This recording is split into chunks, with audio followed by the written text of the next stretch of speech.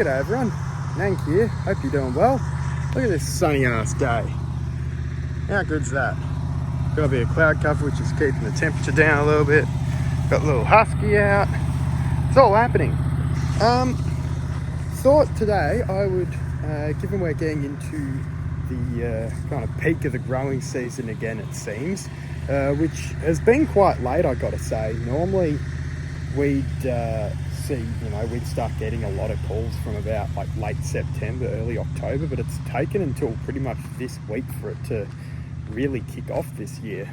So yeah, a bit later than I was expecting, but it's happened. Like, had a few calls just this morning, so that's good.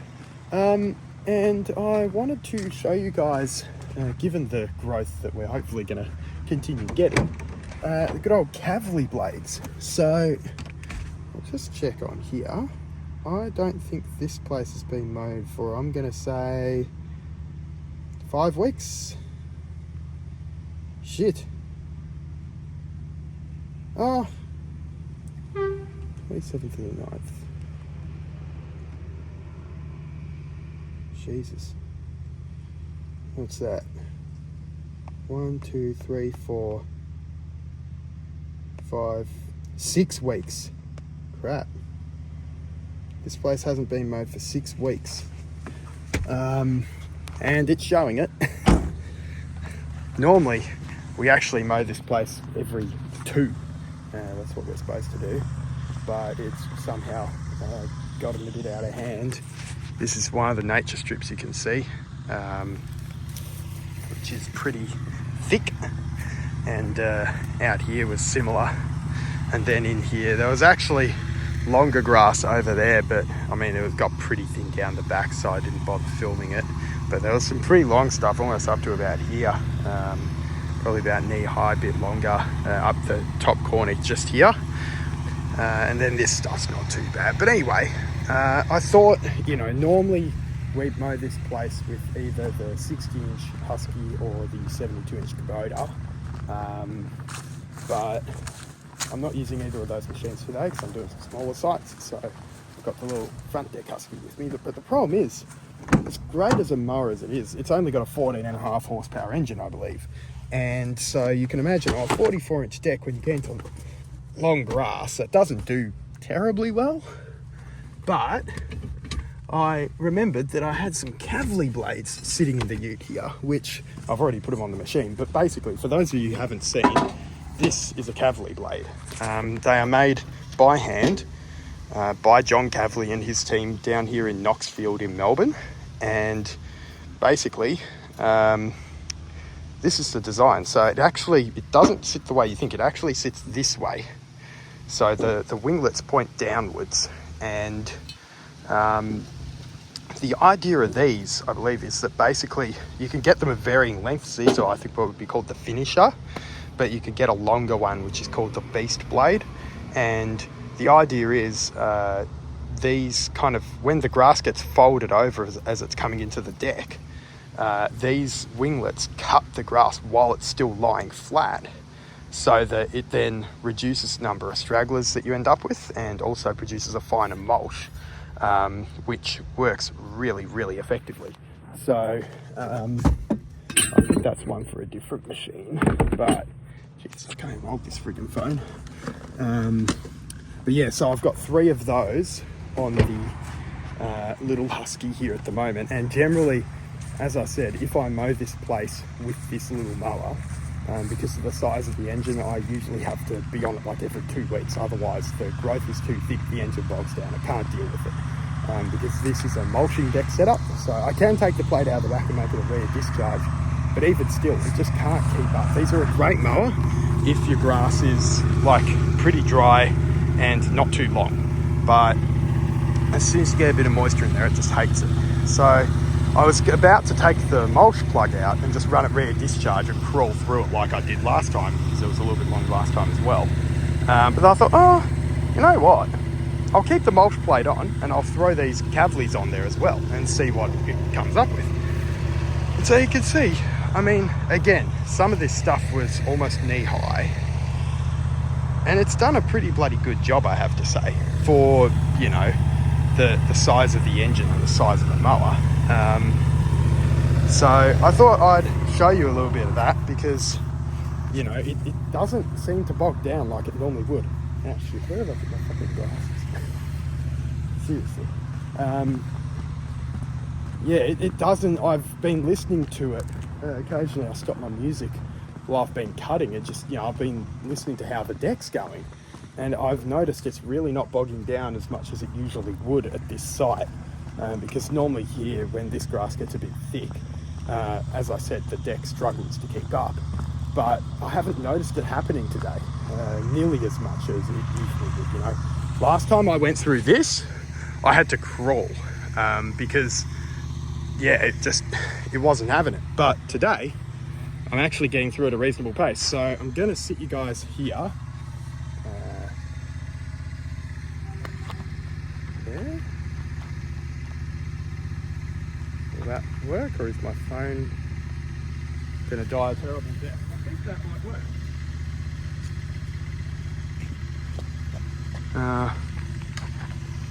Bit dog shit, isn't it?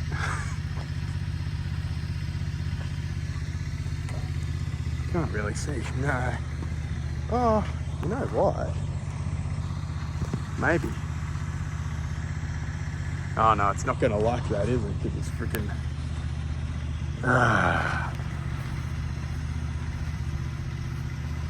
You know what? You might have to. You might have to sit a little bit like that, guys. Which is going to look shit, but I'm going to show you how this mower does, and you can hear it. It's pretty good.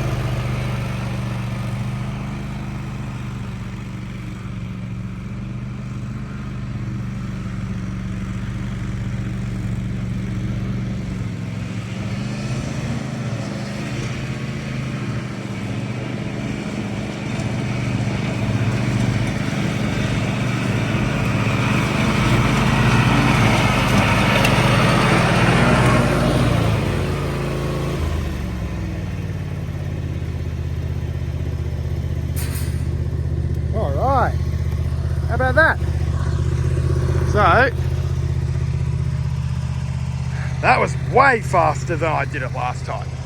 And it kind of bogged down a couple of points there, but overall, that was way less of a struggle than I've had previously with this machine on this site.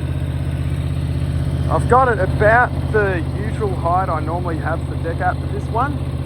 Normally on most residential sites I cut at 7, but you kind of have to factor in the height difference with these blades. So if you're using the finisher blades, I believe you adjust the deck up by I think half an inch, and if you're using the beast blades, you adjust it up by a whole inch, 1 inch. But yeah, I mean, look, the reason I love this machine is because that deck gets through a lot of stuff and it doesn't leave a mess all over your paths and roads and everything else, like it's, you know, because it's all contained. So yeah, that is the Cavalier blades for you guys. I wish I was getting paid to say this shit, but I really enjoy these blades. I've been using them for a number of years now, and if you reckon you're going to be going through a bit of long or thick grass this season, I'd highly recommend having a chat to John. Basically, if you're in Melbourne here, just bring in one of your existing blades and show it to him, and you're all set. Yeah, so that's the Cavaliers for you. I highly recommend them. They're not really any more expensive than a regular blade that you buy OEM, and as I said, they're handmade, they're pretty tough, so you can't really go wrong. Alright, hope everyone enjoys the sunshine. Go get it done.